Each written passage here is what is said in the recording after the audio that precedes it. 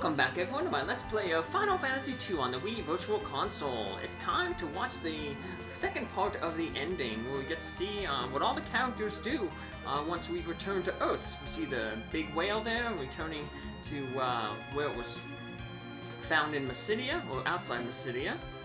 And we're going to start off by seeing what the twins are doing in Mysidia. Let's start today's lesson. Yes, Master. Oh, where's Palom at? Where's Palom? Not again. I will fetch him. She goes out to find her twin brother, who's bragging to this girl here. You know, it was then that I cast Ice to open Mount Ordeals. And she'll actually become a party member in the After Years. We'll learn about her. She has a role to play. Ouch! Enough of your boasting. Elder is waiting for you.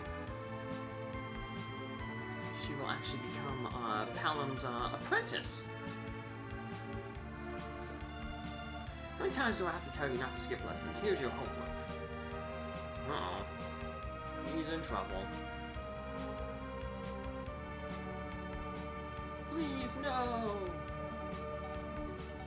Ha ha ha, that serves you right. She's being a little vengeful there. And now we go to Nell, who has been crowned, I guess, the Queen of Evelyn. To begin with, Your Highness lacks self-awareness of being the successor to the throne. Don't worry.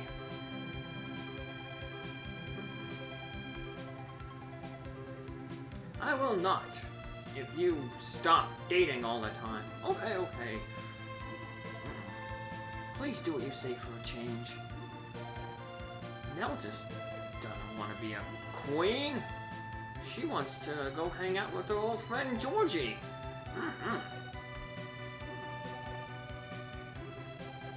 And Nell's gonna run off. And I guess whatchamacallit, she ain't fit to be a queen. And hey, here's Georgie. I not expected her to come back here. Amazing girl. Georgie. Oh, someone's calling her Georgie. Why don't you have any fangs like us, Georgie? Are we different? Nope. Georgie will straighten her out. Come on, there's nothing different between us. And she'll be fun around here, yes. And she's beautiful.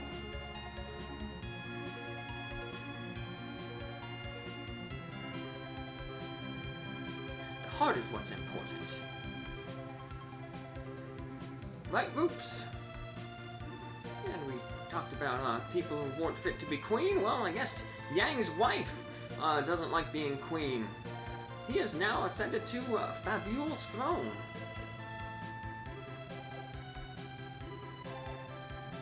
Stop calling me that. You're a queen now. I don't like such formalities. Oops. It's time for training. So even though Yang is now the king, he is still worried about conducting training. I guess, well, the old king was a karate fighter too, so makes sense.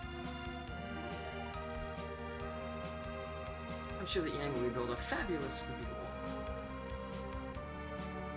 Not only will he do that, he'll become a father in the meantime. We'll see his daughter, she'll become a playable character in the After Years.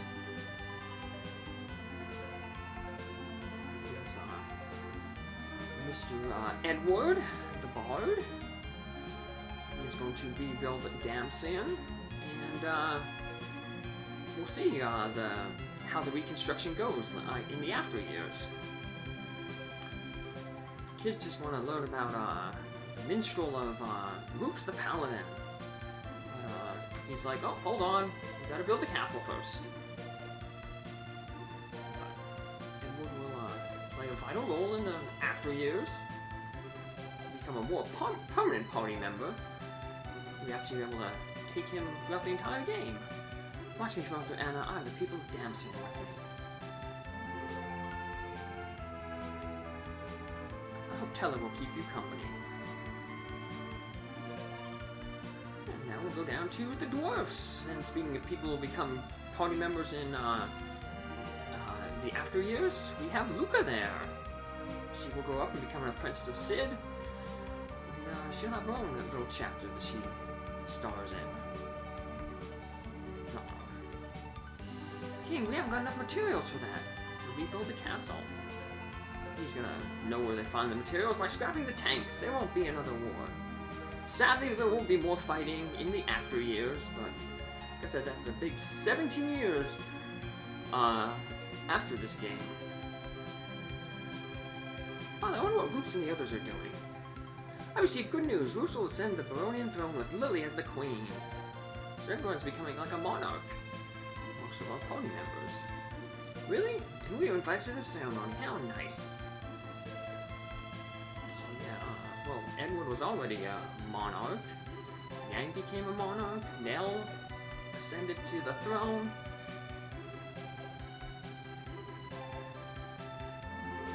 Scrap the tanks. Well, I guess the king is pretty, nice that his subjects can come up to him and say like, hey king, you're not doing your job. Good king. And here's Jarvis. Jarvis is ashamed and he decides rather than return back to Baron, he's going to strengthen himself to be a true dragoon on Mount Ordeals. We recognize that as the third station in Mount Ordeals, right before the summit. But he'll be training there for a long time because he's still training there in the after years. So, but he's important part of that after years. And here's the astronomers. They see something's going to happen with the moon. Although I don't know how this, if they're on the Earth and they're viewing the thing, I don't know how they're seeing this picture where they're seeing the Earth. So, but I guess they want to show what happens to the one moon. But I guess this really doesn't make too much sense because, well, the moon will come back in the after years. The moon will play an important role in the after years. Actually, there's going to be another moon that pops up. But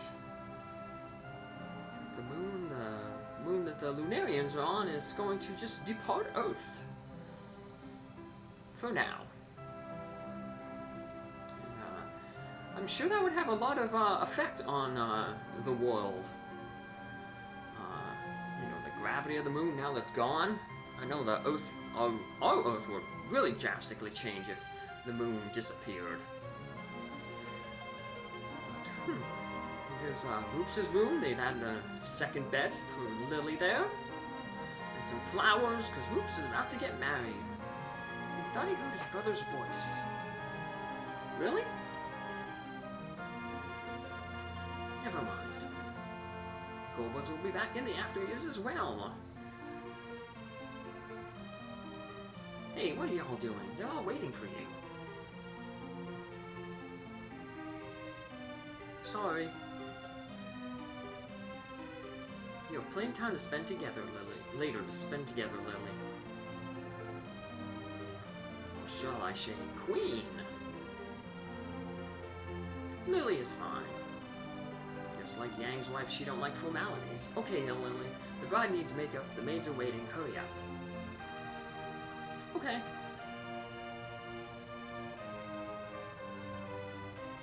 Sid is off. As is Lily.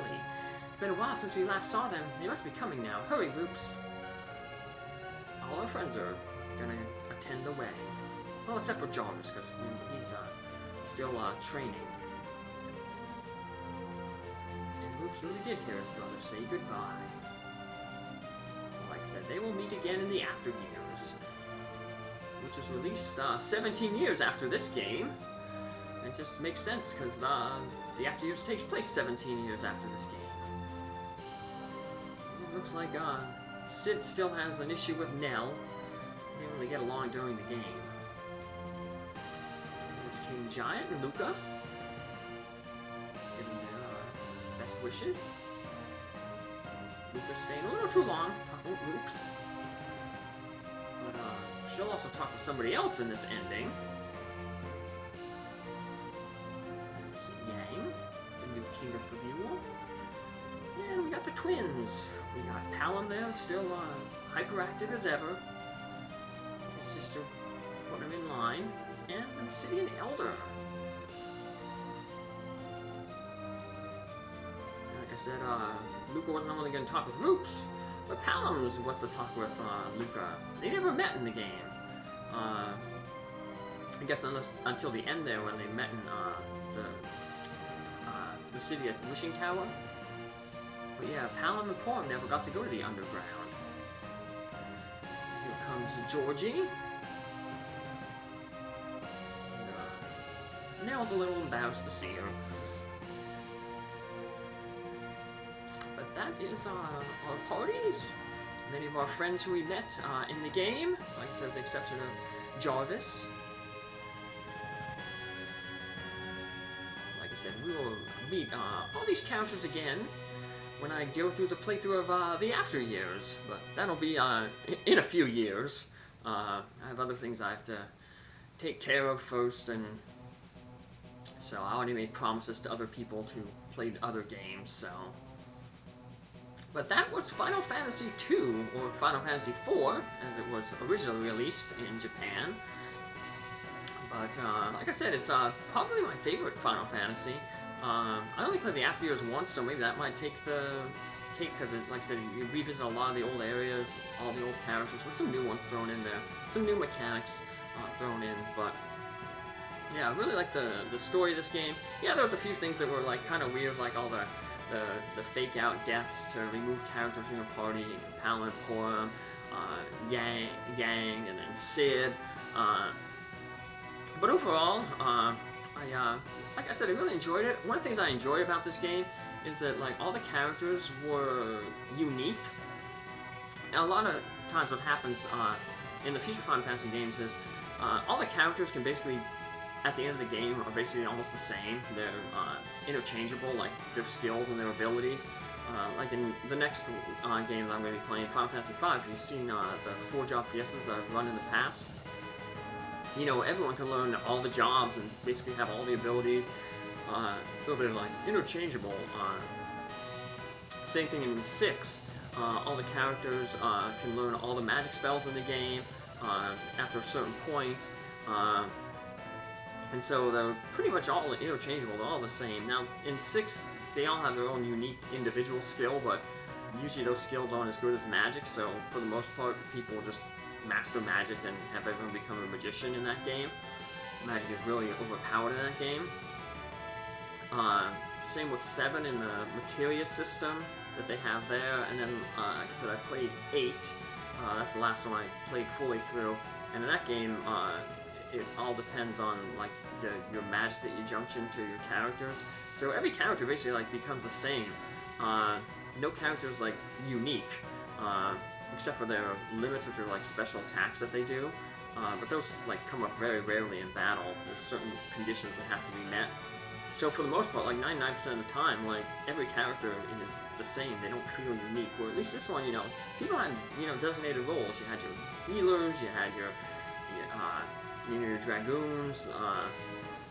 Everybody had their unique roles. Rupes played differently than Georgie, who played differently than Nell. And you had to balance their strengths with the strengths and weaknesses of other people in your party. That determined where they would go in your party, whether they were front row, back row. So, yeah, it just, characters just felt more unique. Like I said, I enjoyed the game, definitely. Like I said, it was my first Final Fantasy. First real Final Fantasy. I played Final Fantasy Legend 2 before this on the Game Boy, and Final Fantasy Legend 1. But those weren't real Final Fantasies, they just had the Final Fantasy name. You can learn about them in my playthroughs I have of those games. But I kind of saw this game in Nintendo Power, thought it looked interesting based on playing Dragon Warrior 1, which I did a Let's Play on that, and Dragon Warrior 2, which are both Let's Played on my channel here. So this one just looked interesting, and it turned out to be interesting. Like I said, it's probably my favorite Final Fantasy.